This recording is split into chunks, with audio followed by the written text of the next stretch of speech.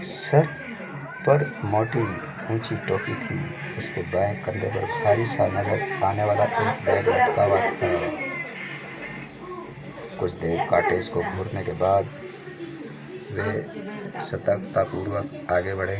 मेरी कार की दिशा में उन्होंने आंख उठाकर भी नहीं देखा। लंबू की चाल देखकर मुझे यूं लगा मैं उसे अच्छी तरह जानता था, लेकिन मैं समझ नहीं सका वह कौन हो सकता था। दोनों कॉटेज के प्रवेश द्वार पर पहुंचे। लंबू ने पल भर के लिए टॉर्च की तेज रोशनी दरवाजे पर फेंकी, फिर वे पीछे हटे और कॉटेज के पिछली तरफ चले गए।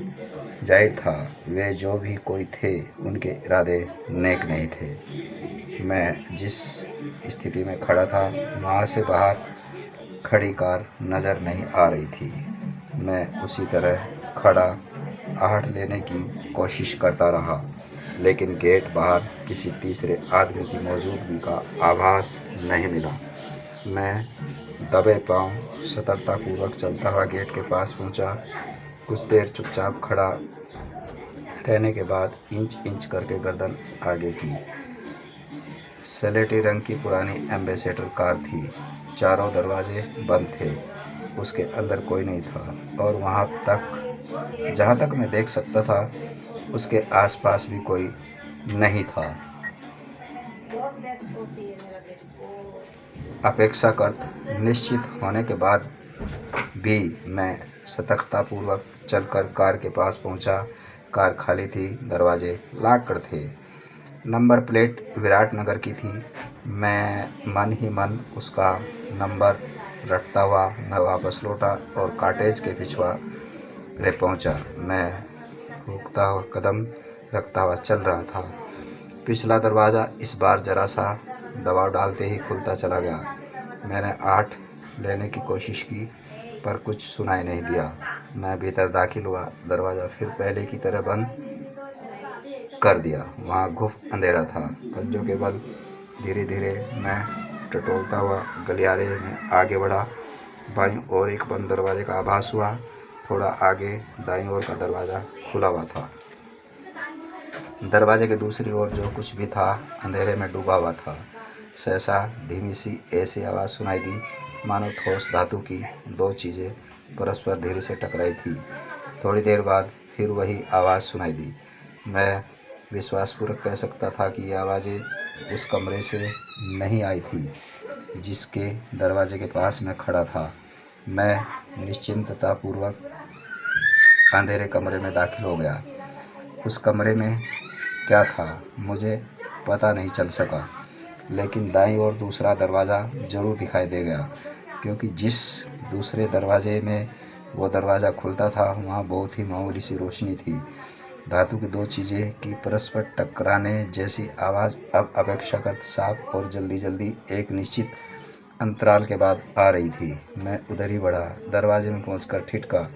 जो मामूली सी रोशनी मेरे सामने थी उसका स्रोत बाईं ओर था और वो परस्पर धातु टकराने वाली आवाज़ें भी उधर से ही आ रही थी। मैं तनिक आगे झुका और बाईं ओर गर्दन घुमाई। लंबू और ठिगना मेरी और पीठ के करीब 15 फीट दूर एक सेफ के सामने मौजूद थे। ठिगना घुटनों के बल बैठा था। उसके दाएं हाथ में बैटरी थी, चलने वाली छोटी सी ड्रिल थी जिसका अगला सिरा उसके तिजोरी के डायल के बीचों बीच बने एक छेद में घुसेड़ रखा था और उसका बायां हाथ डायल के ऊपर रखा था। उसके पैरों के पास करीब 1.5 दर्जन दूसरे औजार फैले हुए थे। निकट ही उसका बैग पड़ा था। औजारों के पास एक मोमबत्ती जल रही थी। जो रोशनी मुझे सबसे पहले दिखाई दी थी वो इसी मोमबत्ती की थी। लंबू ठिगने के बगल में खड़ा था। उसके बाएं हाथ में एक शक्तिशाली टॉर्च थी जिसकी रोशनी बराबर सेब के डायल पर केंद्रित थी। दाएं हाथ में वह एक पेंसिल लिए हुए था। सहसा ठिगना धीरे से कुछ फुसफुसाया। लंबू ने दाएं हाथ में पकड़ी पेंसिल से सेब की छत पर कुछ लिखा, लेकिन ऐसा करने में भी टॉर्च की रोशनी डायल पर केंद्रित किए रखी। धातु की परस्पर टकराने वाली आवाज़ अब भी लगातार एक निश्चित अंतराल के बाद आ रही थी। मैं समझ गया वे दोनों पूरे मनोयोग से शेप का कॉम्बिनेशन पता करने में लगे थे और मेरी मौजूदगी से पूरी तरह बेखबर थे। मैंने चारों ओर निगाहें दौड़ाई। वो कमरा स्टडी रूम था। मैं जिस जगह खड़ा था उस तरफ दीवार से थोड़े फासले पर ऊंची बुक रैक्स एक लाइन में खड़ी थी। आखिरी बुक रैक के ठीक सामने दूसरी ओर ऊपर जाने के लिए सीढ़ियाँ थी। मैं यह जानने के लिए मरा जा रहा था कि वे दोनों कौन थे और सेब से क्या चुराना चाहते थे। मैं इंच इंच करके खिसकता हुआ स्टडी रूम में दाखिल हुआ और बुक रैक्स के पीछे रेंग गया। फिर भूत की तरह निःशब्द रैक की दिशा में बढ़ा। सहसा गहरी सांस लेने का स्वर सुनाई दिया। यह आखिरी नंबर था। फुसफुसाहट जैसी आवाज़ में कहा गया, अब सारा कॉम्बिनेशन मिल गया। श्श, जवाब में कहा गया। तब तक मैं आखिरी रैक के पीछे पहुंच चुका था। वे दोनों स्थिर खड़े सीढ़ियों की दिशा में कान लगाए आहट लेने से प्रतीत हुए। उनके चेहरे मुझे अब भी नज़र नहीं आए थे। सहसा सीढ़ियों पर हल्की सी चरमराहट सुनाई दी। लंबू ने फौरन टार्च बुझा दी। मोमबत्ती की पीली मरियल रोशनी में मुझे ठिकना जल्दी जल्दी मगर बगैर जरा भी आवाज़ किए पेशेवर हाथों से औजार समेटकर बैग में भरता दिखाई दिया। चरमराहट पुनः सुनाई दी। लंबू शायद किंग कर्तव्य विमूढ़ सा था। तीसरी बार जब आहट सुनाई दी तब तक ठिकना अपने औजार बैग में भर चुका था। अचानक फायर की तेज़ आवाज़ कमरे में गूंजी।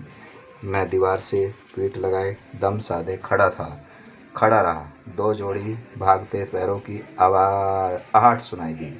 कॉटेज का पिछला दरवाज़ा भड़ाक से खुला फिर बंद हो गया। भागते कदमों की आवाज़ आहट कॉटेज के बाहर गेट की तरफ सुनाई दी। फिर कार के दरवाजे भड़ाक से बंद किए गए। इंजन स्टार्ट हुआ और इंजन की आवाज़ तेज़ी से दूर होती गई। सब कुछ इतने अप्रत्याशित ढंग से और इतनी तेज़ी के साथ हुआ कि मैं भली प्रकार समझ भी नहीं सका। मैंने दो रैंकों के बीच झिर्री नुमा खाली स्थान में आँख सटाकर मोमबत्ती की पीली मरियल रोशनी में सीढ़ियों की ओर देखा। अगले ही क्षण मैं बुरी तरह चकरा कर रह गया। सामने नीचे से दूसरी सीढ़ियों पर पिस्तौल हाथ में लिए नीलम खड़ी थी। मैं निश्चल खड़ा दम साधे झिर्री से आँख सटाए नीलम को देखता रहा। मोमबत्ती के पीले क्षीण प्रकाश में वह अनिश्चित सी प्रतीत हुई, मानो तय कर रही थी कि उसका अगला कदम क्या होना चाहिए। उसके हाथ में पिस्तौल पूर्ववत तनी हुई थी। चंद अक्षणों बाद उसका ठोस स्वर सुनाई दिया, अजय, अगर तुम कॉटेज अंदर हो तो फौरन यहाँ आ जाओ। मैं समझ गया। वह ऊपर की किसी खिड़की से मुझे आते देख चुकी थी। मैं तुम्हारे ठीक सामने रैंक के पीछे हूँ, मैंने फंसी सी आवाज़ में कहा और रैंक के पीछे से निकलकर उसके सामने जा खड़ा हुआ। उसने गौर से मुझे देखा। पिस्तौल का रुख अब मेरी ओर था। तुम यहाँ क्या कर रहे हो, बताता हूँ। उसके मुंह से आती ब्रांडी की तेज़ गंध महसूस करते हुए मैंने मुस्कुराने की असफल कोशिश की। पहले पिस्तौल नीचे करो और मुझे आराम से बैठने दो। उसने पिस्तौल वाला हाथ नीचे कर लिया। तुम दरवाज़ा बंद करके आओ, वह बोली। तब तक मैं यहाँ रोशनी का इंतज़ाम करती हूँ। मैं पिछले दरवाजे की ओर बढ़ गया। दोबारा जब वापस लौटा तो डेस्क पर रखा कैरोसिन लैंप जल रहा था। वह एक कुर्सी पर बैठी थी। मैं उसके सामने बैठ गया। पिस्तौल नज़र नहीं आई। शायद उसने अपने गाउन की जेब में रख ली थी। अब बताओ, वह सामान्य ढंग से बोली। तुम यहाँ क्या कर रहे थे? उन दोनों की सेफ खोलने की कोशिश करते देख रहा था। सेफ खुली नहीं, मैं बोला। मैंने नहीं बताया कि कॉम्बिनेशन का पता वे लोग लगा चुके थे। बता सकते हो वे दोनों कौन थे? नहीं, अलबत्ता उनमें से एक मुझे परिचित सा जरूर प्रतीत हुआ था, लेकिन याद नहीं आ रहा है कि वह कौन था। कौन, लंबू? उसने पूछा। हाँ, मैंने सहमति दी।